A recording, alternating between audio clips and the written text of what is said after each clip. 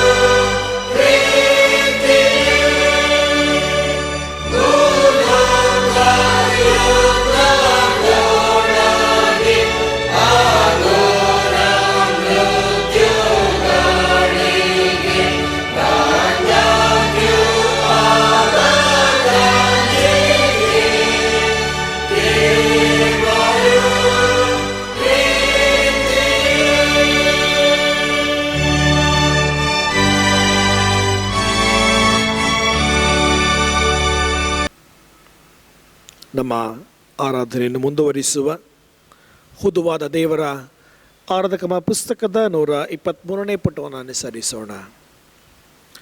ಕೃತಜ್ಞತಾ ಸ್ತುತಿಯೊಡನೆ ಆತನ ಮಂದಿರ ದ್ವಾರಗಳಿಗೂ ಕೀರ್ತನೆಯೊಡನೆ ಆತನ ಅಂಗಳಗಳಿಗೂ ಬನ್ನಿರಿ.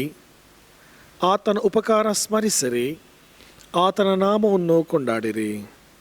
ಕರ್ತನು ಒಳ್ಳೆಯವನು, ಆತನ ಕೃಪೆಯು ಯುಗ ಯುಗಕ್ಕೂ ಆತನ ಸತ್ಯತೆಯು ತಲತಲಾಂತರಕ್ಕೂ ಇರುವವು. ಬನ್ನಿರಿ, ನಮ್ಮ ನಿರ್ಮಾಣಿಕನಾದ ಕರ್ತನಿಗೆ ಸಾಷ್ಟಾಂಗವರೆಗೆ ಆರಾಧಿಸೋಣ. ಆತನು ನಮ್ಮ ದೇವರು, ನಾವು ಆತನು ಪಾಲಿಸುವ ಪ್ರಜೆಯು, ಆತನ ಕೈಕೆಳಗಿರುವ ಹಿಂಡು ಆಗಿದ್ದೇವೆ. ಕರ್ತನ ಪರ್ವತವನ್ನು ಹತ್ತಕ್ಕೂ ಯಾರು? ಆತನ ಪವಿತ್ರ ಸ್ಥಾನದಲ್ಲಿ ನಿಲ್ಲುವುದಕ್ಕೆ ಎಂಥವನು ಯೋಗ್ಯನು? ಯಾವನು ಅಯೋಗ್ಯ ಕಾರ್ಯಗಳಲ್ಲಿ ಮನಸ್ಸೆಡದೆ, ಮೋಸ ಪ್ರಮಾಣ ಮಾಡದೆ, ಶುದ್ಧ ಹಸ್ತವು ನಿರ್ಮಲ ಮನಸ್ಸು ಉಳ್ಳವನಾಗಿದ್ದಾನೋ ಅವನೇ. ಕರ್ತನಾದ ನಮ್ಮ ದೇವರು ಕರುಣಿಸುವವನೂ ಕ್ಷಮಿಸುವವನೂ ಆಗಿದ್ದಾನೆ. ನಾವು ಆತನಿಗೆ ತಿರುಗಿ ಬಿದ್ದವಲ್ಲ. ಕರ್ತನಾದ ನಮ್ಮ ದೇವರ ಮಾತನ್ನು ಕೇಳಲಿಲ್ಲ, ನಮಗೆ ಗೊತ್ತು ಮಾಡಿದ ಧರ್ಮ ಮಾರ್ಗದಲ್ಲಿ ನಡೆಯಲಿಲ್ಲ. ಕುಗ್ಗಿದ ಮನಸ್ಸೇ ದೇವರಿಗೆ ಇಷ್ಟ ಯಜ್ಞ. ದೇವರೇ, ಪಶ್ಚಾತ್ತಾಪದಿಂದ ಜಜ್ಜಿ ಹೋದ ಮನಸ್ಸನ್ನು ನೀನು ತಿರಸ್ಕರಿಸುವುದಿಲ್ಲ. ಏಸು ಇಂತೆಂದನು, ಎಲೈ ಕಷ್ಟಪಡುವವರೇ, ಹೊರೆ ಹೊತ್ತವರೇ, ನೀವೆಲ್ಲರೂ ನನ್ನ ಬಳಿಗೆ ಬನ್ನಿರಿ, ನಾನು ನಿಮಗೆ ವಿಶ್ರಾಂತಿ ಕೊಡುವೆನು. ನಾನು ಎದ್ದು ನನ್ನ ತಂದೆ ಬಳಿಗೆ ಹೋಗಿ ಆತನಿಗೆ, ಅಪ್ಪ, ಪರಲೋಕಕ್ಕೆ ವಿರೋಧವಾಗಿಯೂ ನಿನ್ನ ಮುಂದೆಯೂ ಪಾಪ ಮಾಡಿದ್ದೇನೆ ಎಂದು ಹೇಳುವೆನು. ಕರ್ತನೇ, ನನ್ನ ಶರಣನೇ, ನನ್ನ ವಿಮೋಚಕನೇ, ನನ್ನ ಮಾತುಗಳು ನನ್ನ ಹೃದಯದ ಧ್ಯಾನವು ನಿನಗೆ ಸಮರ್ಪಕವಾಗಿರಲಿ. ಪ್ರಾರ್ಥನೆ ಮಾಡೋಣ. ಸರ್ವಶಕ್ತನಾದ ದೇವರೇ, ನಮ್ಮ ಕರ್ತನಾದ ಯೇಸು ಕ್ರಿಸ್ತನ ಮುಖಾಂತರ ನಮ್ಮ ಆರಾಧನೆಯನ್ನು, ಕೃತಜ್ಞತಾ ಸ್ತುತಿಯನ್ನು ನಿನಗೆ ಸಮರ್ಪಿಸಲು ನಿನ್ನ ಪಾದ ಸನ್ನಿಧಿಗೆ ಬಂದಿರುತ್ತೇವೆ. ನಾವು ನಮ್ಮ ಪಾಪಗಳನ್ನು ಯಥಾರ್ಥವಾಗಿ ಅರಿಕೆ ಮಾಡುವಂತೆಯೂ, ನಮಗಾಗಿ ಮಾತ್ರವಲ್ಲದೆ ಬೇರೆಯವರಿಗಾಗಿಯೂ ಪ್ರಾರ್ಥಿಸುವಂತೆಯೂ ಸಹಾಯ ಮಾಡು. ನಿನ್ನ ಪವಿತ್ರ ವಾಕ್ಯವನ್ನು ಕೇಳಿ ನಿನ್ನ ಪ್ರೀತಿಯ ಮಹಾ ಅತಿಶಯವನ್ನು ಹೆಚ್ಚು ಹೆಚ್ಚಾಗಿ ಗ್ರಹಿಸುವಂತೆಯೂ, ನಮ್ಮ ಜೀವಮಾನದಲ್ಲೆಲ್ಲ ನಿನ್ನ ಕೃಪೆಯ ಫಲಗಳನ್ನು ಕೊಡುತ್ತಾ ಬರುವಂತೆಯೂ ಅನುಗ್ರಹಿಸಬೇಕೆಂದು ನಮ್ಮ ಕರ್ತನಾದ ಯೇಸು ಕ್ರಿಸ್ತನ ಮುಖಾಂತರ ನಿನ್ನನ್ನು ಬೇಡಿಕೊಳ್ಳುತ್ತೇವೆ. ಆಮೇನ್. ದೇವರು ನಮ್ಮ ಮಧ್ಯದಲ್ಲಿ ಇದ್ದಾನೆ. ನಮ್ಮ ಅನುದಿನದ ಎಲ್ಲವುಗಳಲ್ಲಿಯೂ ನಮ್ಮನ್ನು ಆತನು ನಡೆಸುತ್ತಾ, ನಮ್ಮನ್ನು ಬಲಪಡಿಸುತ್ತಾ, ನಮ್ಮನ್ನು ಸನ್ಮಾರ್ಗದಲ್ಲಿ ನಡೆಸುತ್ತಾ ಇದ್ದಾನೆ ಎನ್ನುವಂತಹ ಆತ್ಮವಿಶ್ವಾಸದಿಂದಲೇ ದೇವರು ನಮ್ಮನ್ನು ಮುಂದಿನ ದಿನಗಳಲ್ಲಿಯೂ ನಡೆಸಲೆಂಬುದಾಗಿ ಆತನ ಕೈಗಳಿಗೆ ನಮ್ಮನ್ನು ಒಪ್ಪಿಸಿಕೊಡೋಣ. ತನ್ನ ನಡೆಸುವಿಕೆಗೆ ನಮ್ಮ ಬಲಹೀನತೆಗಳು, ನಮ್ಮ ಪಾಪಗಳು ಅಡ್ಡ ಬರುವುದಾದರೆ ದೇವರು ಅದನ್ನು ಕ್ಷಮಿಸಲೆಂಬುದಾಗಿ ನಾವು ಪ್ರಾರ್ಥನೆ ಮಾಡಿಕೊಳ್ಳೋಣ. ನಮ್ಮಲ್ಲಿ ಪಾಪವಿಲ್ಲವೆಂದು ನಾವು ಹೇಳಿದರೆ ನಮ್ಮನ್ನು ನಾವೇ ಮೋಸಪಡಿಸಿಕೊಳ್ಳುತ್ತೇವೆ ಮತ್ತು ಸತ್ಯವೆಂಬುದು ನಮ್ಮಲ್ಲಿ ಇಲ್ಲ. ನಮ್ಮ ಪಾಪಗಳನ್ನು ಒಪ್ಪಿಕೊಂಡು ಅರಿಕೆ ಮಾಡಿದರೆ ಆತ ನಂಬಿಗಸ್ತನೂ ನೀತಿವಂತನೂ ಆಗಿರುವುದರಿಂದ ನಮ್ಮ ಪಾಪಗಳನ್ನು ಕ್ಷಮಿಸಿಬಿಟ್ಟು ಸಕಲ ಅನೀತಿಯನ್ನು ಪರಿಹರಿಸಿ ನಮ್ಮನ್ನು ಶುದ್ಧಿ ಮಾಡುವನು. ನಮಗಿರುವ ಮಹಾಯಾಜಕನು ನಮ್ಮ ನಿರ್ಬಲಾವಸ್ಥೆಯನ್ನು ಕುರಿತು ಅನುತಾಪವಿಲ್ಲದವನಲ್ಲ. ಆತನು ಸರ್ವ ವಿಷಯಗಳಲ್ಲಿ ನಮ್ಮ ಹಾಗೆ ಶೋಧನೆಗೆ ಗುರಿಯಾದನು, ಪಾಪ ಮಾತ್ರ ಮಾಡಲಿಲ್ಲ.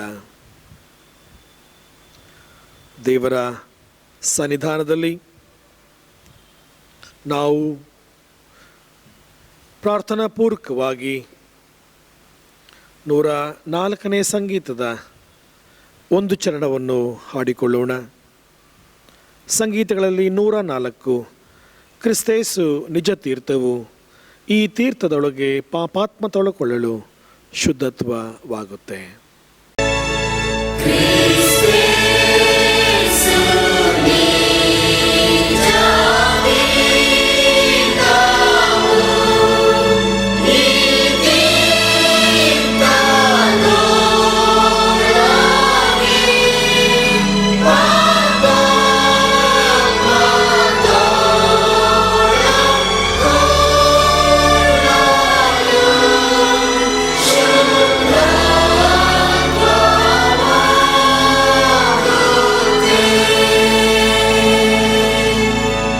ನಾವೆಲ್ಲರೂ ನಮ್ಮ ಪಾಪಗಳನ್ನು ಅರಿಕೆ ಮಾಡಿಕೊಳ್ಳುವ ಹಾಗೆ 126ನೇ ಪುಟದಲ್ಲಿರುವ ಪಾಪದರಿಕೆಯ ಪ್ರಾರ್ಥನೆಯನ್ನು ಒಂದೇ ಮನಸ್ಸಿನಿಂದ ಅರಿಕೆ ಮಾಡೋಣ.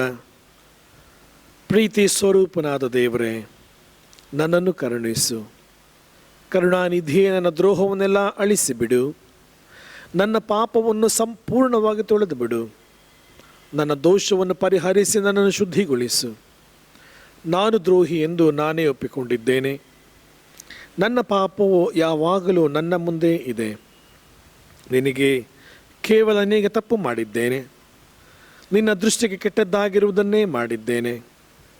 ದೇವರೇ, ನನ್ನಲ್ಲಿ ಶುದ್ಧ ಹೃದಯವನ್ನು ನಿರ್ಮಿಸು. ನನಗೆ ಸ್ಥಿರಚಿತ್ತವನ್ನು ಅನುಗ್ರಹಿಸಿ ನನ್ನನ್ನು ನೂತನಪಡಿಸು. ನಿನ್ನ ರಕ್ಷಣಾ ಆನಂದವನ್ನು ನಾನು ತಿರುಗಿ ಅನುಭವಿಸುವಂತೆ ಮಾಡು. ನನ್ನಲ್ಲಿ ಸಿದ್ಧ ಮನಸ್ಸನ್ನು ಹುಟ್ಟಿಸಿ ನನಗೆ ಆಧಾರನಾಗು. 102ನೆಯ ಸಂಗೀತದ ಒಂದು ಚರಣವನ್ನು ನಾವು ಹಾಡಿಕೊಳ್ಳೋಣ. ಆದಿಕರ್ತ ಕ್ರಿಸ್ತನೇ, ಸೀಳಲ್ಪಟ್ಟ ಬಂಡೆಯೇ.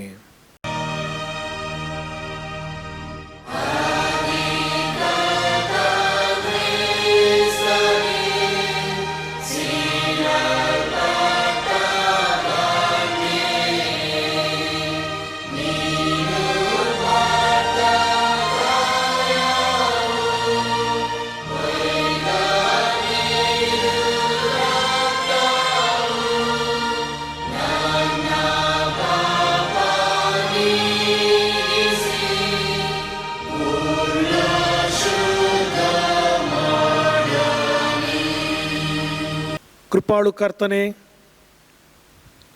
ನಿನ್ನ ವಿಶ್ವಾಸಿಗಳಿಗೆ ಪಾಪ ಕ್ಷಮೆಯನ್ನು ಶಾಂತಿಯನ್ನು ಅನುಗ್ರಹಿಸಿ ಅವರು ತಮ್ಮ ಎಲ್ಲ ಪಾಪಗಳಿಂದ ಶುದ್ಧೀಕರಣವನ್ನು ಹೊಂದಿ ಶಾಂತ ಚಿತ್ತರಾಗಿ ನಿನ್ನನ್ನು ಸೇವಿಸುವಂತೆ ದಯಪಾಲಿಸಬೇಕೆಂದು ನಮ್ಮ ಕರ್ತನಾದ ಯೇಸು ಕ್ರಿಸ್ತನ ಮುಖಾಂತರ ನಿನ್ನನ್ನು ಬೇಡಿಕೊಳ್ಳುತ್ತೇವೆ. ಆಮೇನ್. ಈ ಪರಿಶುದ್ಧ ಆರಾಧನೆಗೆ ನೇಮಕವಾದಂತಹ ಮೊದಲೆಯ ವೇದಪಾರಾಯಣದ ಭಾಗವನ್ನು ಕೇಳಿಸಿಕೊಳ್ಳೋಣ. ಈ ದಿನಕ್ಕೆ ನೇಮಕವಾದ ಪತ್ರಿಕೆ ಭಾಗವು ಎಫೆಸದವರ ಬರೆಗೆ ಪತ್ರಿಕೆ 3ನೇ ಅಧ್ಯಾಯ 1ರಿಂದ 9ರವರೆಗೆ. ಈ ದಿನಕ್ಕೆ ನೇಮಕವಾದ ಪತ್ರಿಕೆ ಭಾಗವು ಎಫೆಸದವರ ಬರೆ ಪತ್ರಿಕೆ 3ನೇ ಅಧ್ಯಾಯ ವಚನ 1ರಿಂದ 9ರವರೆಗೆ. ಹೀಗಿರುವುದರಿಂದ ಅನ್ಯ ಜನರಾಗಿರುವ ನಮ್ಮ ನಿಮಿತ್ತ ಕ್ರಿಸ್ತ ಯೇಸುವಿನ ಸೆರೆಯವನಾದ ಪೌಲನೆಂಬ ನಾನು ನಿಮಗೋಸ್ಕರ ಪ್ರಾರ್ಥಿಸುತ್ತೇನೆ. ನಿಮಗೋಸ್ಕರ ನಿರ್ವಹಿಸುವುದಕ್ಕಾಗಿ ದೇವರು ನನಗೆ ಕೃಪೆಯನ್ನು ಕೊಟ್ಟ ಕೆಲಸವನ್ನು ಇದುವರೆಗೆ ಗುಪ್ತವಾಗಿದ್ದ ಒಂದು ಸಂಗತಿ ದೈವ ಪ್ರಕಟಣೆಯಿಂದ ನನಗೆ ತಿಳಿಸಿಟ್ಟಿರುವುದೆಂಬುದನ್ನು ನಿಮಗೆ ತಿಳಿದಿರುವಲಾಗಿ ಅದನ್ನು ಕುರಿತು ನಾನು ಒಂದೇ ಸಂಕಟವರವಾಗಿ ಬರೆದಿದ್ದೇನೆ. ಬರೆದದ್ದನ್ನು ನೀವು ಓದಿ ನೋಡಿ ಇದ್ದರೆ ಕ್ರಿಸ್ತ ಯೇಸುವಿನಾದ ಮರ್ಮವನ್ನು ಕುರಿತು ನನಗಿರುವ ಗ್ರಹಿಕೆಯನ್ನು ನೀವು ತಿಳಿದುಕೊಳ್ಳಬಹುದು. ಆ ಮರ್ಮವು ಈ ಕಾಲದಲ್ಲಿ ದೇವರ ಪರಿಶುದ್ಧ ಅಪೊಸ್ತಲರಿಗೂ ಪ್ರವಾದಿಗಳಿಗೂ ಪವಿತ್ರವಾದನಿಂದ ತಿಳಿಸಲ್ಪಟ್ಟರೆಂದೇ ಬೇರೆ ಕಾಲಗಳಲ್ಲಿ ಜನರಿಗೆ ತಿಳಿಸಲ್ಪಡಲಿಲ್ಲ. ಅದು ಯಾವುದೆಂದರೆ, ಅನ್ಯಜನರು ಸುವಾರ್ತೆಯ ಮೂಲಕ ಕ್ರಿಸ್ತ ಯೇಸುವಿನಲ್ಲಿರುವರಾಗಿ ಯಹೂದ್ಯರೊಂದಿಗೆ ಬಾಧ್ಯರು, ಒಂದೇ ದೇಹಗಳೊಂದಿಗೆ ಅಂಗಗಳಿಗೆ ಅಬ್ರಾಹ್ಮಣಗುಂಟಾದ ವಾಗ್ದಾನಗಳಲ್ಲಿ ಪಾಲುಗಾರರ ಆಗಿರೋದೆಂಬುದು ದೇವರ ತಪ್ಪು ತನ್ನ ಶಕ್ತಿಯನ್ನು ಪ್ರಯೋಗದಲ್ಲಿ ನನಗೆ ಉಚಿತಾರ್ಥವಾಗಿ ಅನುಗ್ರಹಿಸಿದ ಕೆಲಸವನ್ನು ಅನುಸರಿಸಿ ನಾನು ಈ ಸುವಾರ್ತೆಯ ಸೇವಕನಾಗಿದ್ದೇನೆ. ನಾನು ಈ ಕ್ರಿಸ್ತನ ಆಪ್ತ ಪ್ರೇಮವಾದ ಐಶ್ವರ್ಯವಿಷಯವಾದ ಶುಭ ಸಮಾಚಾರವನ್ನು ಅನ್ಯ ಜನರಿಗೆ ಪ್ರಸಿದ್ಧಿಪಡಿಸುವ ಹಾಗೆಯೂ ಸಮಸ್ತವನ್ನು ಸೃಷ್ಟಿಸಿದ ದೇವರಲ್ಲಿ ಆದಿಯಿಂದ ಮರೆಯಾದ ಮರ್ಮ ಪ್ರಕಟವಾಗಿದ್ದ ಎಂಥದ್ದೆಂದು ತಿಳಿಸುವುದು ಹಾಗೆ ಅನ್ಯ ಜನರೊಳಗೆ ಅತ್ಯಮೂಲ್ಯವಾದ ನಿನಗೆ ಅನುಗ್ರಹಿಸೋಣವಾಯಿತು ಎಂಬುದೇ.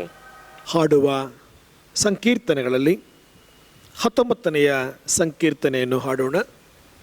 ಸುಂದರ ರಕ್ಷಕನೇ, ನಿನ್ನ ವಂದಿತ ನಾಮವನ್ನೇ.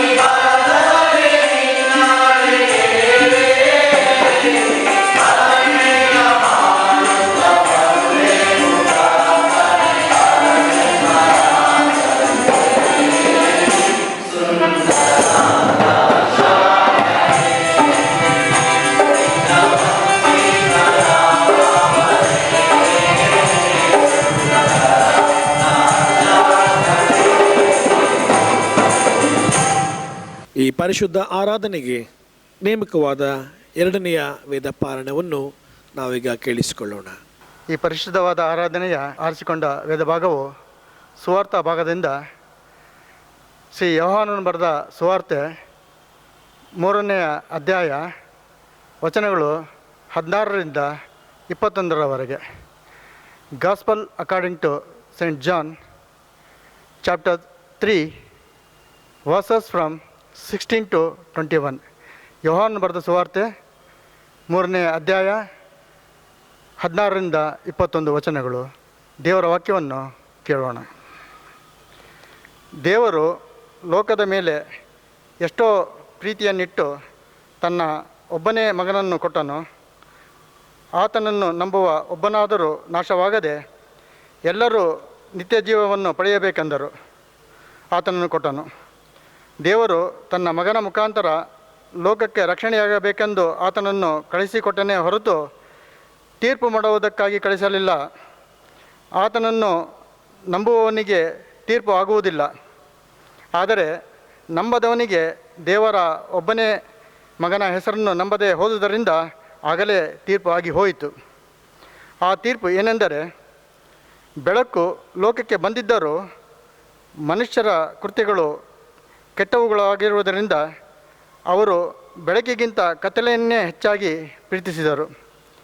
ಕೆಟ್ಟದ್ದನ್ನು ಮಾಡುವವರು ಬೆಳಕನ್ನು ಸಹಿಸುವುದಿಲ್ಲ. ತಮ್ಮ ಕೃತ್ಯಗಳು ದುಷ್ಕೃತ್ಯಗಳಾಗಿ ತೋರಿ ಬಂದಾವೆಂದು ಬೆಳಕಿಗೆ ಬರುವುದಿಲ್ಲ. ಆದರೆ ಸತ್ಯವನ್ನು ಅನುಸರಿಸಿ ನಡೆಯುವವನು ತಾನು ದೇವರಿಂದ ನಡೆಸಿಕೊಂಡು ತನ್ನ ಕೃತ್ಯಗಳನ್ನು ಮಾಡಿದ್ದೇನೆಂದು ತೋರಿ ಬರುವಂತೆ ಬೆಳಕಿಗೆ ಬರುತ್ತಾನೆ ಎಂಬುದು. ನಾವೆಲ್ಲರೂ ನಂಬಿರುವಂಥ ನಮ್ಮ ವಿಶ್ವಾಸವನ್ನು ಅಪೊಸ್ತಲರ ವಿಶ್ವಾಸ ಸೂತ್ರದ ಮೂಲಕ ಅರಿಕೆ ಮಾಡಿಕೊಳ್ಳೋಣ. ಪರಲೋಕ ಭೂಲೋಕಗಳನ್ನು ಸೃಷ್ಟಿಸಿದ ಸರ್ವಶಕ್ತನಾಗಿರುವ ತಂದೆಯಾದ ದೇವರನ್ನು ನಂಬುತ್ತೇನೆ. ಆತನ ಏಕಕುಮಾರನಾಗಿರುವ ನಮ್ಮ ಪ್ರಭುವಾದ ಯೇಸು ಕ್ರಿಸ್ತನನ್ನು ನಂಬುತ್ತೇನೆ. ಈತನು ಪರಿಶುದ್ಧಾತ್ಮನಿಂದ ಕನ್ಯಾಮರಳ ಗರ್ಭದಲ್ಲಿ ಧರಿಸಲ್ಪಟ್ಟು ಆಕೆಯಲ್ಲಿ ಹುಟ್ಟಿ ಪೊಂತ್ಯ ಪಿಲಾತನ ಅಧಿಪತ್ಯದಲ್ಲಿ ಶ್ರಮೆ ಹೊಂದಿ ಶಿಲುಬೆಗೆ ಜಡೆಯಲ್ಪಟ್ಟು ಸತ್ತು ಹೂಣಲ್ಪಟ್ಟು ಪಾತಾಳಕ್ಕೆ ಇಳಿದು 3ನೇ ದಿವಸದಲ್ಲಿ ಸತ್ತರೊಳಗಿಂದ ಎದ್ದು ಪರಲೋಕಕ್ಕೆ ಏರಿ ಹೋಗಿ ಸರ್ವಶಕ್ತನಾಗಿರುವ ತಂದೆಯಾದ ದೇವರ ಬಲಪಾರ್ಶ್ವದಲ್ಲಿ ಕುಳಿತುಕೊಂಡಿರುತ್ತಾನೆ. ಈತನು ಅಲ್ಲಿಂದ ಬಂದು ಬದುಕಿರುವವರಿಗೂ ಸತ್ತವರು ನ್ಯಾಯ ತೀರಿಸುವ ನಮ್ಮನ್ನು ನಂಬುತ್ತೇನೆ. ನಾನು ಪರಿಶುದ್ಧಾತ್ಮನ ನಂಬುತ್ತೇನೆ. ಒಂದೇ ಪರಿಶುದ್ಧ ಕ್ರೈಸ್ತ ಸಭೆಯು, ಭಕ್ತರ ಅನ್ಯೋನ್ಯತೆಯು, ಪಾಪದ ಪರಿಹಾರವು, ದೇಹದ ಪುನರುತ್ಥಾನವು, ನಿತ್ಯ ಜೀವವು ಉಂಟೆಂಬುದು ನಂಬುತ್ತೇನೆ. ಆಮೇನ್. 208ನೆಯ ಸಂಗೀತದ ಒಂದು ಚರಣವನ್ನು ನಾವು ಹಾಡಿಕೊಳ್ಳೋಣ. ಕಾಪಾಡುವವ ದೇವರೇ ಸಂತೋಷವುಳ್ಳ ಯೋಚನೆ.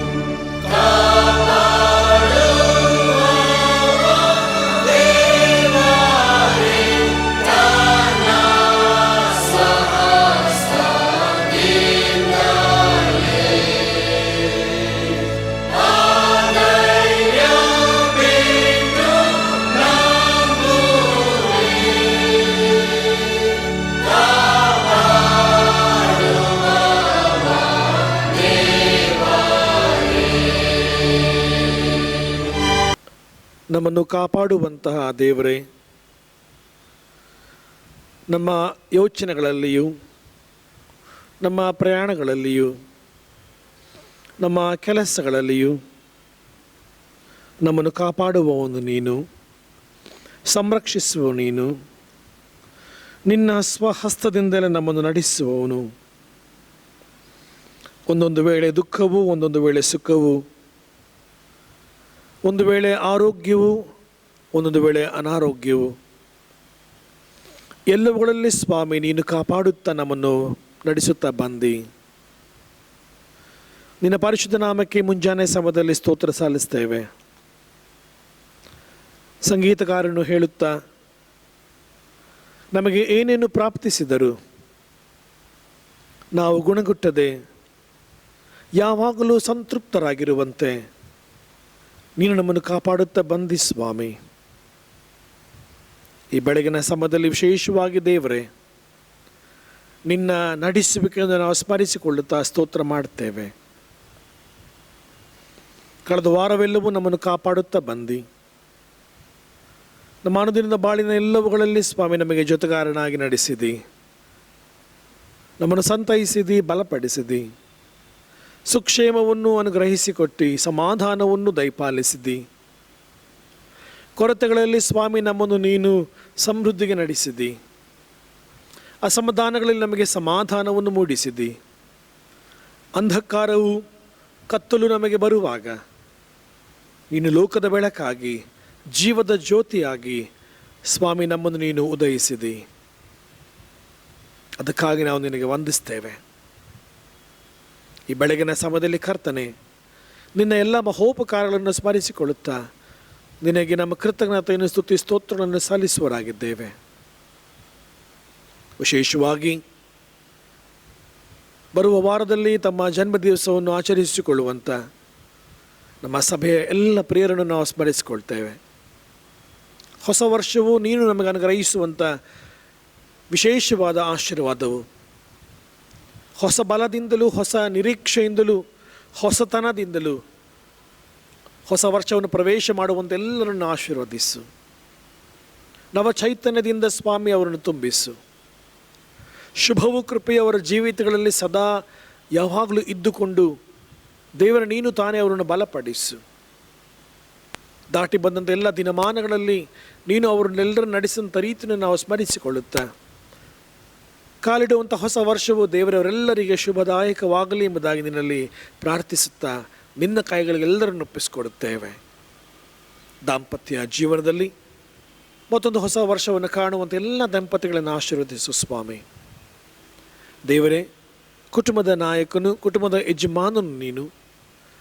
ಬರುವಂಥ ಎಲ್ಲ ಸಮಸ್ಯೆಗಳನ್ನು ನಿನ್ನ ನಾಯಕತ್ವದಲ್ಲಿ ಎದುರಿಸುತ್ತಾ ಸ್ವಾಮಿ ಅವರಿಗೆ ಬೇಕಾದಂತಹ ತಾಳ್ಮೆಯನ್ನು, ಸೈರಣೆಯನ್ನು, ಪ್ರೀತಿ, ಅನ್ಯೋನ್ಯತೆಯನ್ನು ದಯಪಾಲಿಸಿಕೊಟ್ಟು ಕುಟುಂಬಗಳೆಲ್ಲರನ್ನು ಆಶೀರ್ವಾದ ಮಾಡು.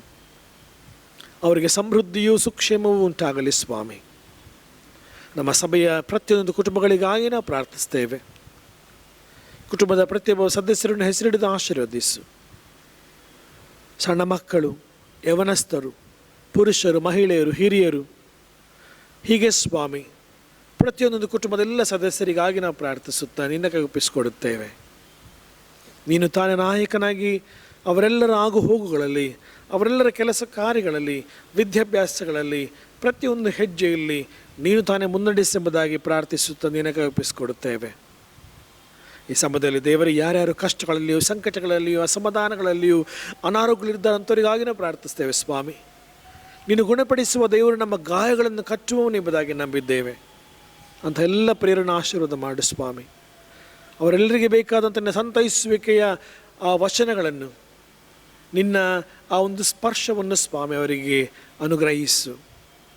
ನಿನ್ನನ್ನೇ ನಿರೀಕ್ಷಿಸಿ ನೋಡುವಾಗ ಅವರೆಲ್ಲರಿಗೆ ನೀನು ತಾನೇ ದಾರಿಯಾಗಿರು ಸ್ವಾಮಿ. ಅವರಿಗೆ ಬೆಳಕಾಗಿರು.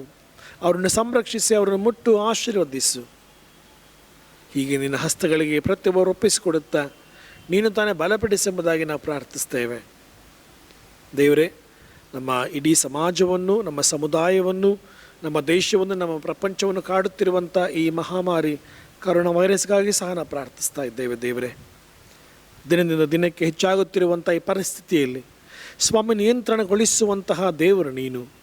ನಿನ್ನ ಹತೋಟಿಯಲ್ಲಿ ಕರ್ತನೆ ತೆಗೆದುಕೋ ಎಂಬುದಾಗಿ ಪ್ರಾರ್ಥಿಸುತ್ತಾ ನಿನ್ನ ಆಶೀರ್ವಾದವು, ನಿನ್ನ ನಡೆಸುವಿಕೆಯು, ನಿನ್ನ ಗುಣಪಡಿಸುವಂಥ ಆ ಒಂದು ಸ್ಪರ್ಶವನ್ನು ದೇವರೇ ನಮ್ಮೆಲ್ಲರ ಮೇಲೆ ದಯಪಾಲಿಸಿಕೊಡು. ಅದಕ್ಕಾಗಿ ಸ್ವಾಮಿ ಪ್ರಾರ್ಥಿಸುವಂತಹ ಪ್ರತಿಯೊಬ್ಬರ ಪ್ರಾರ್ಥನೆಗಳನ್ನು ನೀನು ಕೇಳಿಸಿಕೊ.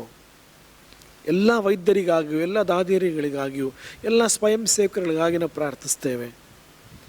ಶ್ರಮಿಸುವಂಥ ಎಲ್ಲರನ್ನೂ ಆಶೀರ್ವಾದ ಮಾಡು. ಹೀಗೆ ನಿನ್ನ ಕೃಪೆಯುಳ್ಳ ಹಸ್ತಗಳಿಗೆ ಒಪ್ಪಿಸಿಕೊಡುತ್ತಾ ನೀನು ತಾನೇ ಅವರೆಲ್ಲರನ್ನು ಬಲಪಡಿಸಿ ಸ್ವಾಮಿ ನಿನ್ನ ಸಮಾಧಾನವನ್ನು, ನಿನ್ನ ಆರೋಗ್ಯಕರವಾದಂಥ ಆಶೀರ್ವಾದಗಳನ್ನು ದಯಪಾಲಿಸುವುದಾಗಿ ಪ್ರಾರ್ಥಿಸಿ ಒಪ್ಪಿಸಿಕೊಡುತ್ತೇವೆ. ಮತ್ತೊಂದು ಆವರ್ತಿ ದೇವ, ನೀನು ತಾನೇ ನಮ್ಮೆಲ್ಲರನ್ನ ಕರುಣಿಸಿದಾತನು ಎಂಬುದಾಗಿ ನಂಬಿ ಪುನಃ ನಿನ್ನ ಕೈಗೊಪ್ಪಿಸಿಕೊಡುತ್ತಾ ಇನ್ನು ಆಶೀರ್ವದಿಸೆಂದು ನಮ್ಮ ರಕ್ಷಕನಾಗಿರುವಂಥ ಯೇಸುವಿನ ದಿವ್ಯ ನಾಮದಲ್ಲಿ ದೀನಭಾವದಿಂದ ಬೇಡಿದ್ದೇವೆ ಸ್ವಾಮಿ, ಆಮೇನ್. 144ನೆಯ ಸಂಗೀತದ ಒಂದು ಚರಣವನ್ನು ಹಾಡಿಕೊಳ್ಳೋಣ. 144ನೆಯ ಸಂಗೀತದ ಒಂದು ಚರಣ. ದೇವರಿಂದ ಉಂಟಾದ ವಾಕ್ಯ ನನ್ನ ಬೊಕ್ಕಸಾಗಿದೆ.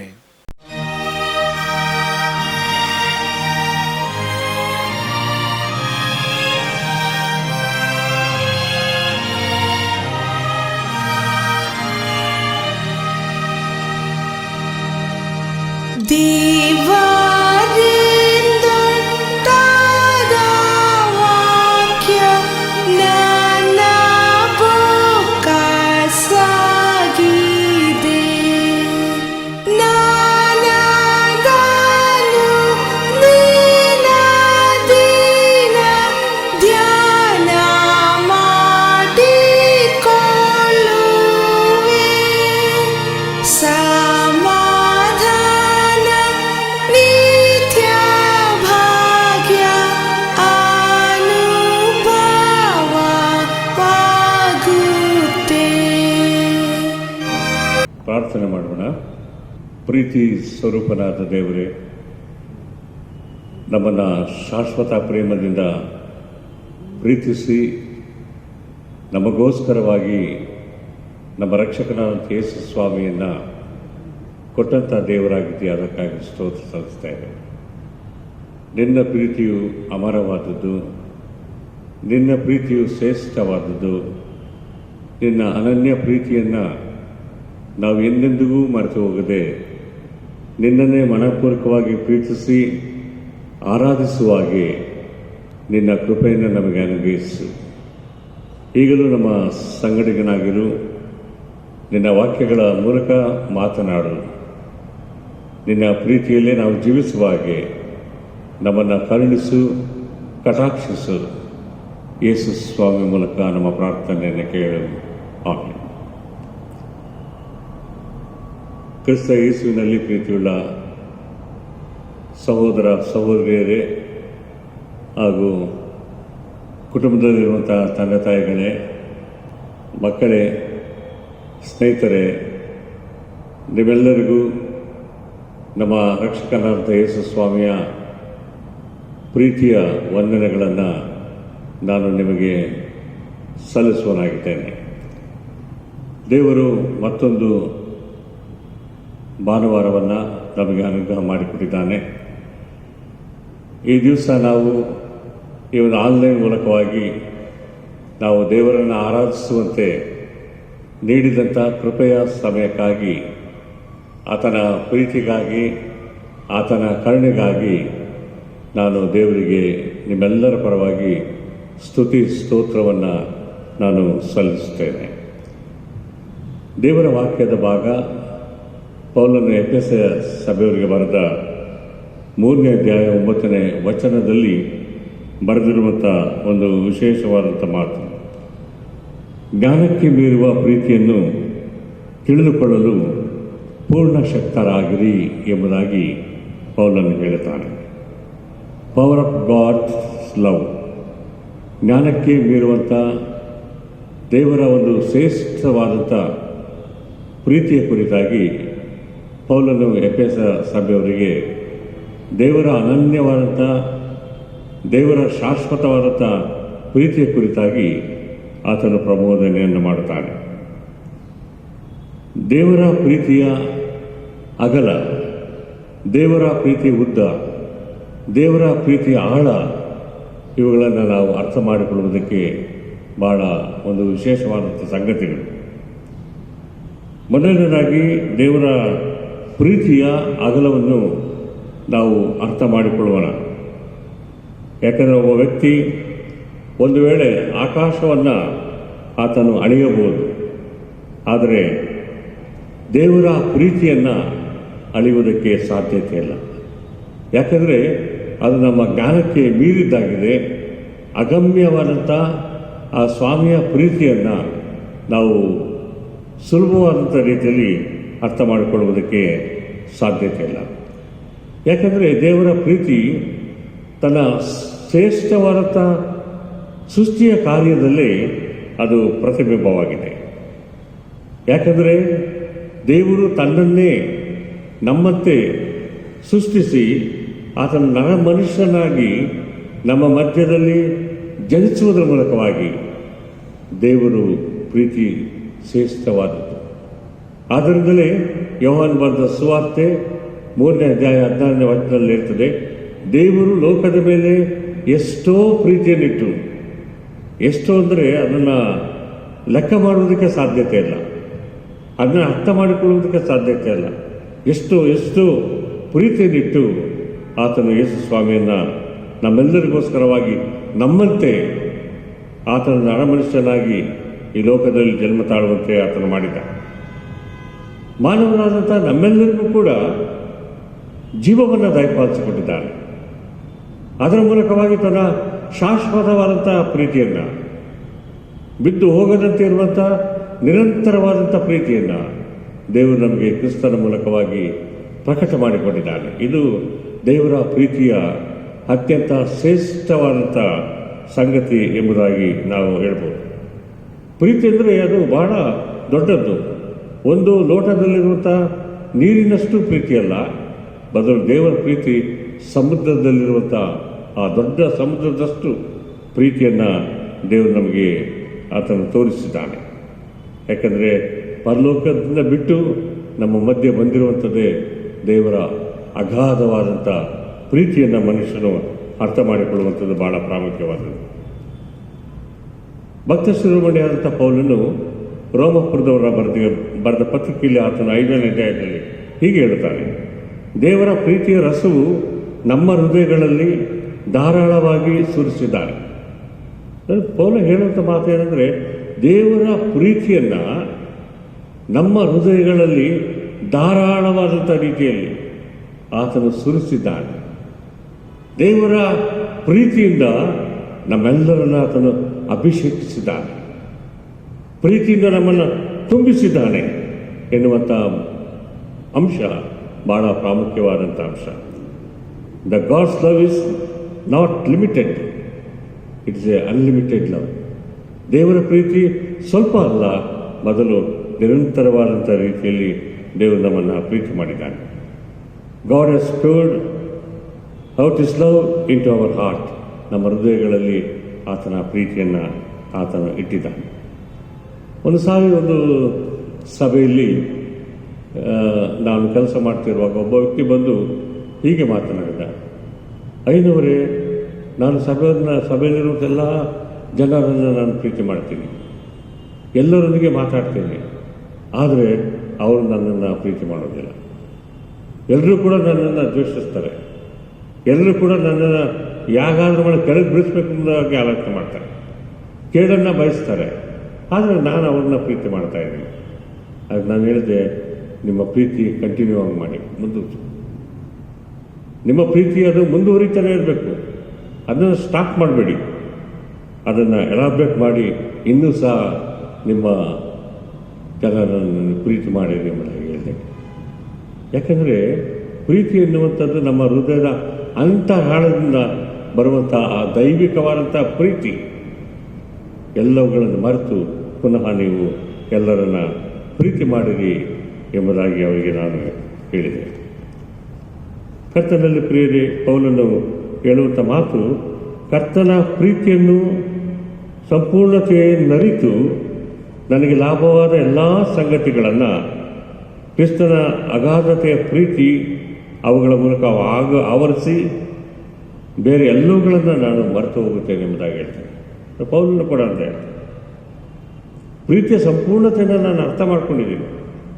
ಈ ಲೋಕದಲ್ಲಿ ಯಾವುದೇ ವಿಷಯದಲ್ಲೂ ಕೂಡ ನಾನು ಚಿಂತೆ ಮಾಡುವುದಿಲ್ಲ. ಪರಿಪೂರ್ಣವಾಗಿ ದೇವರ ಪ್ರೀತಿ ನನ್ನ ಮೇಲೆ ಇರುವುದಿಲ್ಲ, ಬೇರೆ ಎಲ್ಲವುಗಳು ಸಹ ನಷ್ಟವಾದದ್ದು ಎಂಬುದಾಗಿ ಹೇಳ್ತಾರೆ. ಅದು ಪೌಲನು ಹೇಳುವಂಥ ಒಂದು ವಿಶೇಷವಾದಂಥ ಪ್ರೀತಿ. ಆದ್ದರಿಂದ ಆ ಪ್ರೀತಿ, ದೇವರ ಪ್ರೀತಿಯನ್ನು ಅರ್ಥ ಮಾಡಿಕೊಂಡು ನಾವು ಈ ಲೋಕದಲ್ಲಿ ನಾವು ಸಹ ಒಬ್ಬರನ್ನೊಬ್ಬರ ಪ್ರೀತಿಸುವಂಥ ಜನರಾಗಿದ್ದು, ದೇವರ ಪ್ರೀತಿಯನ್ನು ಜನರಿಗೆ ತರುವರಾಗಿದ್ದು, ಆ ಪ್ರೀತಿಯಲ್ಲೇ ನಮ್ಮ ಒಗೆತನ ಮಾಡುತ್ತಾ ಪ್ರೀತಿಯಿಂದ ಒಬ್ಬರನ್ನೊಬ್ಬರು ಅರ್ಥ ಮಾಡಿಕೊಂಡು ಜೀವಿಸುವಂಥದ್ದೇ ಶ್ರೇಷ್ಠವಾದಂಥ ಒಂದು ಕಾರ್ಯ. ಪ್ರೀತಿಯ ಆಳ, ಡೆಪ್ತ್ ಆಫ್ ಗಾಡ್ಸ್ ಲವ್ ಎಂಬುದಾಗಿ ನಮಗೆ ಎಷ್ಟು ಆಳ ಇದೆ. ಯಾಕಂದರೆ ಆಳ, ಎಷ್ಟೋ ಆಳವಾದಂಥ ರೀತಿಯಲ್ಲಿ ದೇವರು ಪ್ರೀತಿ ಮಾಡಿದ್ದಾನೆ. ಕೀರ್ತನೆ 30ನೇ ಅಧ್ಯಾಯ 3ನೇ ವಚನದಲ್ಲಿ ದೇವರ ಪ್ರೀತಿಯ ಕುರಿತು, ಯೆಹೋವನು ನನ್ನ ಪ್ರಾಣವನ್ನು ಎತ್ತು ನಿಲ್ಲಿಸಿದ್ದಾನೆ.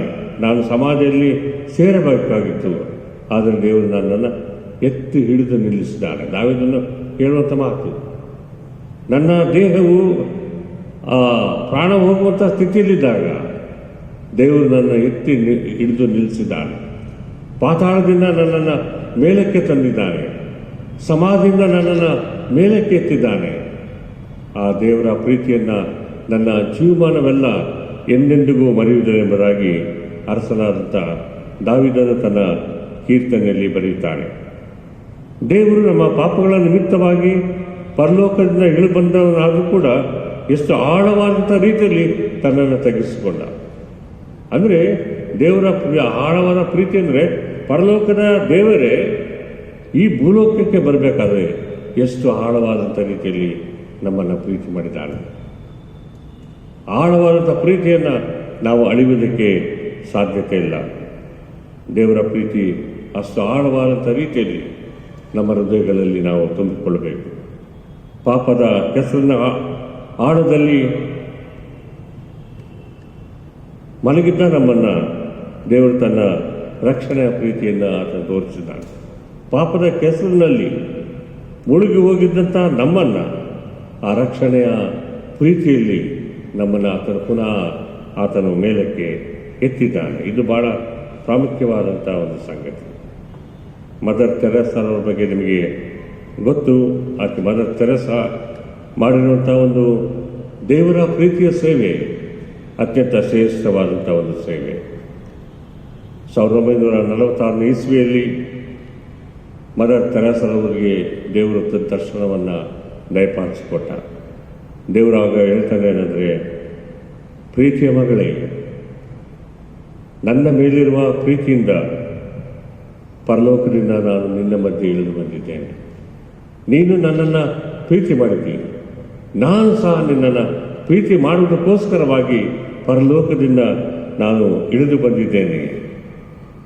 ನಿನ್ನ ಸುಖ, ಸಂತೋಷ, ನಿನ್ನ ಜೀವನವೆಲ್ಲವನ್ನೂ ಸಹ ತ್ಯಾಗ ಮಾಡಿ ನನ್ನ ಪ್ರೀತಿಯನ್ನು ಜನರ ಮಧ್ಯದಲ್ಲಿ ನೀನು ತೋರಿಸಿದ್ದೆ. ಅದಕ್ಕೋಸ್ಕರವಾಗಿ ನಾನು ಸಂತೋಷ ಪಡುತ್ತೇನೆ ಎಂಬುದಾಗಿ ದೇವರು ತನ್ನ ದರ್ಶನದಲ್ಲಿ ಆತನು ಕೊಟ್ಟ. ಪ್ರಿಯರೇ, ದೇವರ ಪ್ರೀತಿ ತನ್ನ ಜೀವನ ಉದ್ದಕ್ಕೂ ಸಹ ಹೆಜ್ಜೆ ಹೆಜ್ಜೆಗೂ ಸಹ ಜನರನ್ನು ಪ್ರೀತಿ ಮಾಡುವಂಥ ಒಂದು ಶ್ರೇಷ್ಠ ಸೇವೆಯ ಅದು ಅಂಶವಾಗಿತ್ತು. ದಾರಿಯಲ್ಲಿ ಹೋಗುವಾಗ ಮರದ ಮೇಲಿದ್ದಂಥ ಜಕ್ಕಯ್ಯನೇ ತಟ್ಟನೆ ಇಳಿದು ಬಾ ಎಂಬುದಾಗಿ ಪ್ರೀತಿಯಿಂದ ಕರೆದ. ಪ್ರೀತಿಯಿಂದ ಆತನ ಮನೆಗೆ ಹೋದ, ಆತನ ಆಶೀರ್ವಾದವನ್ನು ದಯಪಾಲಿಸಿದ. ಜಕ್ಕಯ್ಯನೇ, ಇವತ್ತು ನಿನ್ನ ಮನೆಗೆ ರಕ್ಷಣೆ ಆಯಿತು ಎಂಬುದಾಗಿ ಆ ಪ್ರೀತಿಯ ಆ ದೈವಿಕವಾದಂಥ ಆಶೀರ್ವಾದಗಳನ್ನು ಆತನು ಕೊಟ್ಟನೆಂಬುದಾಗಿ ನಾವು ನೋಡ್ತೇವೆ.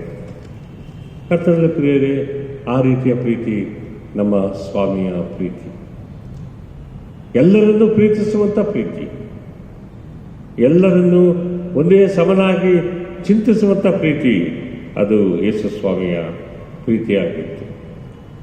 ಪ್ರೀತಿಯ ಉದ್ದ ಎಂಬುದಾಗಿ ಎಷ್ಟು ಅದಿದೆ ಎಂಬುದಾಗಿ ನಾವು ಅಂದುಕೊಳ್ಳುವುದಕ್ಕೆ ಸಾಧ್ಯತೆ ಇಲ್ಲ. ಎಷ್ಟೋ ಕಿಲೋಮೀಟರ್ಸ್, ಅಳಿಯಲಾಗದಂಥ ಮೈಲಿಗಳ ಉದ್ದದಷ್ಟು ದೇವರ ಪ್ರೀತಿಯನ್ನು ನಮಗಿದೆ. ಯಾಕೆ ದೀರ್ಘವಾದಂಥ ರೀತಿಯಲ್ಲಿ ದೇವರು ನಮಗೆ ಅನೇಕ ಅವಕಾಶಗಳನ್ನು ಕೊಡುತ್ತಾನೆ, ಅನೇಕ ಸಂದರ್ಭಗಳಲ್ಲಿ ನಮ್ಮನ್ನು ನಡೆಸುತ್ತಾನೆ.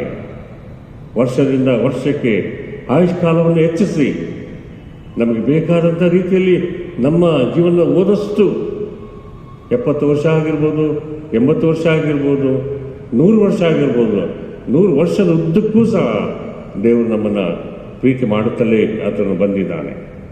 God has giving us the long rope of love. ದೇವರು ನಮಗೆ ಉದ್ದನೆಯ ಒಂದು ಪ್ರೀತಿಯನ್ನು ನಮಗೆ ಅನುಗ್ರಹ ಮಾಡಿಕೊಟ್ಟಿದ್ದಾರೆ. ಆದ್ದರಿಂದ ದೇವರನ್ನು ನಾವು ಯಾವಾಗಲೂ ಪ್ರೀತಿಸಬೇಕು. ಅರಸನಾದಂಥ ಹಿಜ್ಕೀಯನು ಆಯುಷ್ಕಾಲವನ್ನು ದೇವರು ಹೆಚ್ಚಿಸಿದ. ಅಂದರೆ ದೇವರ ಪ್ರೀತಿ ನೋಡಲಿ, ಯಾವಾಗ ಒಬ್ಬ ಮನುಷ್ಯ ದೇವರ ಕಡೆಗೆ ಕಣ್ಣೆತ್ತಿ ಪ್ರಾರ್ಥಿಸುವಾಗ ಅವನನ್ನು ಪ್ರೀತಿಸ್ತಾನೆ. ನನಗೆ ಆಯುಷ್ಕಾಲ ಕೊಡು ಎಂಬುದಾಗಿ ಹಿಜ್ಕೀಯನು ಪ್ರಾರ್ಥಿಸಿದಾಗ ಪ್ರೀತಿಯಿಂದ ಕನಿಕರಿಸಿದ. ಅವನಿಗೆ ಹೆಚ್ಚು ಆಯುಷ್ಕಾಲವನ್ನು ಅವನ ಆಯುಷ್ಕಾಲಕ್ಕೆ ಕೂಡಿಸಿಕೊಟ್ಟ ಎಂಬುದಾಗಿ ನೋಡ್ತೇವೆ. ಕರ್ತನ ಪ್ರಿಯರೇ, ಸ್ವಾಮಿ ಪ್ರೀತಿಸುವಂಥ ದೇವರು, ಕ್ಷಮಿಸುವಂಥ ದೇವರು, ಕರುಣಿಸುವಂಥ ದೇವರಾಗಿದ್ದು ಆ ಪ್ರೀತಿಯ ಹಗ್ಗ ಹೇಗಾದರೂ ಮನುಷ್ಯನನ್ನು ರಕ್ಷಿಸಬೇಕೆನ್ನುವಂಥ ಒಂದು ಅಳತೆ ಇಲ್ಲದ ಒಂದು ಶ್ರೇಷ್ಠವಾದಂಥ ರೀತಿಯಲ್ಲಿ ದೇವರು ನಮ್ಮನ್ನು ಪ್ರೀತಿಸುತ್ತಾನೆ. ದೇವರ ಪ್ರೀತಿ ಮೋಟುಗೈಯಲ್ಲ, ಉದ್ದನೆಯ ಕೈಗಳು, ಪ್ರೀತಿಯ ಹಸ್ತಗಳು. ಕ್ರಿಸ್ತನ ಪ್ರೀತಿಯ ಕೈಗಳು ಜನರನ್ನು ಮುಟ್ಟುವಂಥ ಪ್ರೀತಿಯ ಹಸ್ತ. ಕುಷ್ಠ ರೋಗಿಗಳನ್ನು ಸ್ವಾಮಿ ಕೈಯಿಂದ ಮುಟ್ಟಿದ, ಪ್ರೀತಿಸಿದ, ಅವರನ್ನು ಸ್ವಸ್ಥಗೊಳಿಸಿದ. ಸತ್ತು ಹೋದಂಥ ಲಾಜರನ ಸಮಾಧಿಯ ಬಳಿಗೆ ಹೋದ. ಆತನನ್ನು ಪ್ರೀತಿ ಮಾಡುತ್ತಿದ್ದಂಥ ಲಾಜರ ಸತ್ತು ಹೋದಾಗ ಆತನನ್ನು ಬದುಕಿಸಿದ ಎಂಬುದಾಗಿ ನೋಡ್ತೇವೆ. ಕರ್ತನಲ್ಲಿ ಪ್ರೀತಿಯ ದೇವಜನ, ಇವತ್ತು ದೇವರ ಪ್ರೀತಿ ಅನ್ನು ನಾವು ಧ್ಯಾನ ಮಾಡುವಾಗ ನಮಗೋಸ್ಕರವಾಗಿ ಸ್ವಾಮಿ ತನ್ನ ಶ್ರೇಷ್ಠವಾದಂಥ ಪ್ರೀತಿಯನ್ನು ಆ ಕಲ್ವಾರಿಯ ಶಿಲ್ಬೆ ಮೇಲೆ ಆತನು ಸಮರ್ಪಣೆ ಮಾಡಿದ್ದಾನೆ. ಇಡೀ ಲೋಕವನ್ನೇ ಆತನು ಪ್ರೀತಿ ಮಾಡಿದ, ಇಡೀ ಜನರನ್ನು ಪ್ರೀತಿ ಮಾಡಿದ.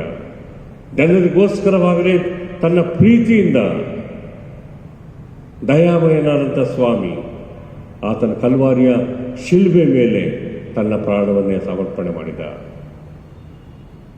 ಜನರನ್ನು ದ್ವೇಷಿಸಲಿಲ್ಲ, ಶಿಲ್ಬೆಯಿಂದ ಬರಬೇಕೆಂಬುದಾಗಿ ದೇವರನ್ನು ಬೇಡಿಕೊಳ್ಳಲಿಲ್ಲ. ಸಾಯುವಂಥ ಸ್ಥಿತಿಯಲ್ಲಿ ಸಹ ಸ್ವಾಮಿ ಪ್ರೀತಿ ಮಾಡಿದಂಥ ಮಾತುಗಳಲ್ಲಿ ಒಂದು ಏನೆಂದರೆ, ತಂದೆಯವರನ್ನು ಕ್ಷಮಿಸು, ತಾವು ಏನು ಮಾಡುತ್ತಾರೆಂಬುದಾಗಿ ಅರಿಯರು ಎನ್ನುವಂಥ ಆ ದೈವಿಕವಾದಂಥ ಪ್ರೀತಿಯಿಂದ ಇಡೀ ಜಗತ್ತನ್ನೇ ದೇವರು ಅಪ್ಪಿಕೊಂಡಿದ್ದಾನೆ.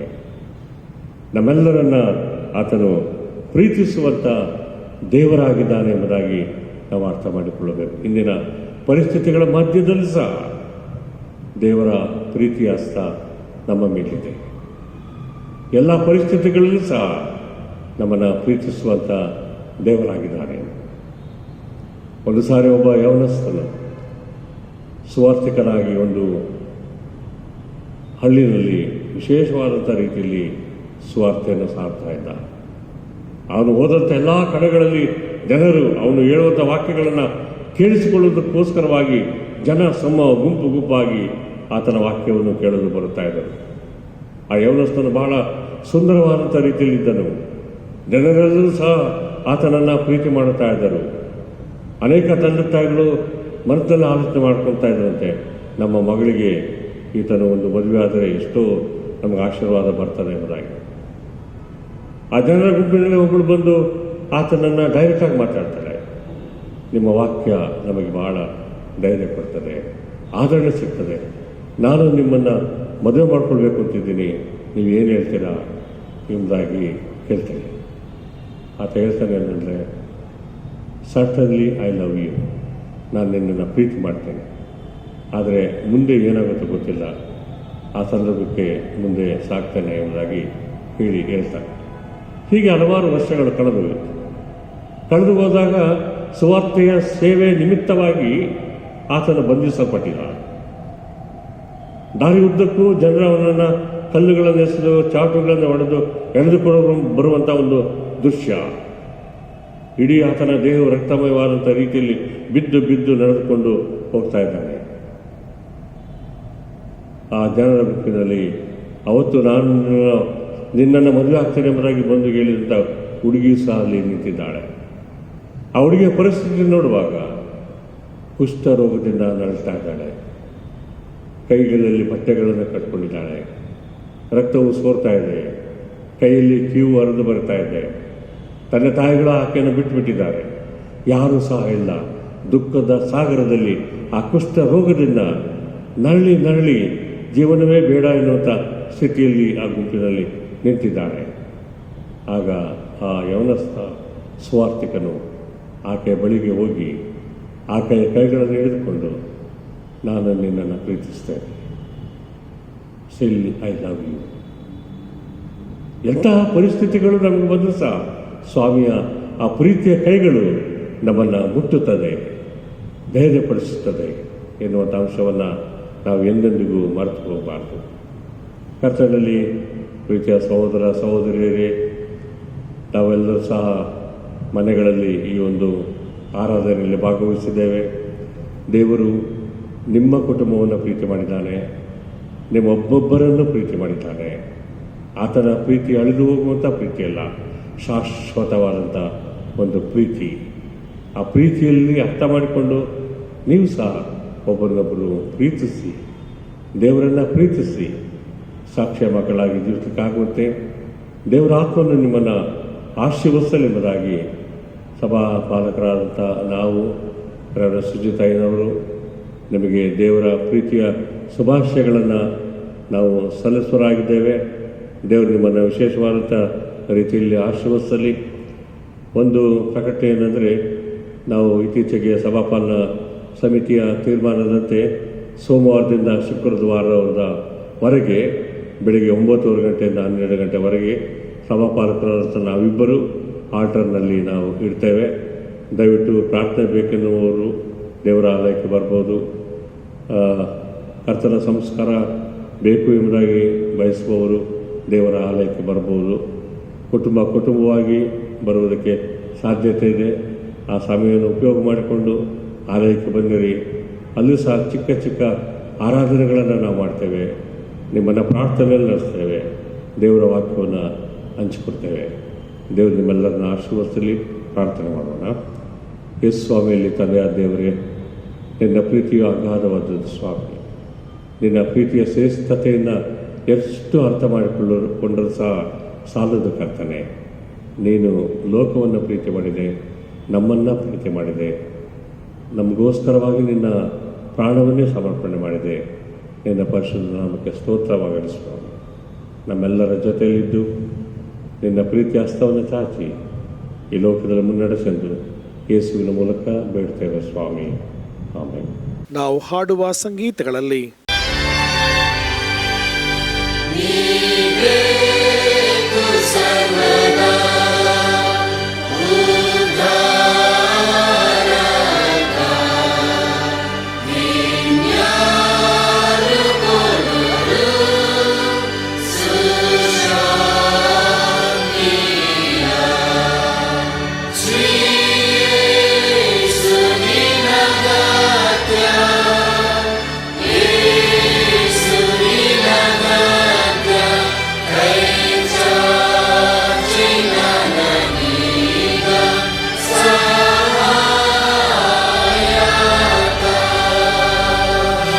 ಕರ್ತನು ಕಲಿಸಿಕೊಟ್ಟಂಥ ಪ್ರಾರ್ಥನೆಯನ್ನು ಅರಿಕೆ ಮಾಡೋಣ.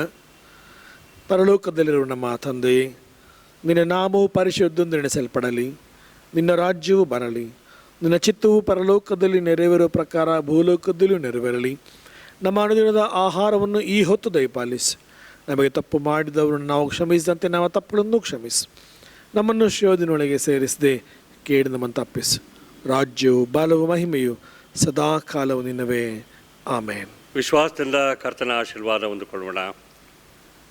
ಸಮಾಧಾನದಿಂದ, ಧೈರ್ಯದಿಂದ, ನಿರೀಕ್ಷೆಯಿಂದ ಒಳ್ಳೆಯ ಕುರುಬನಾದಂಥ ನಮ್ಮ ಸ್ವಾಮಿಯ ಕೈಗಳನ್ನು ಹಿಡಿದು ಆತನನ್ನು ಹಿಂಬಾಲಿಸೋಣ.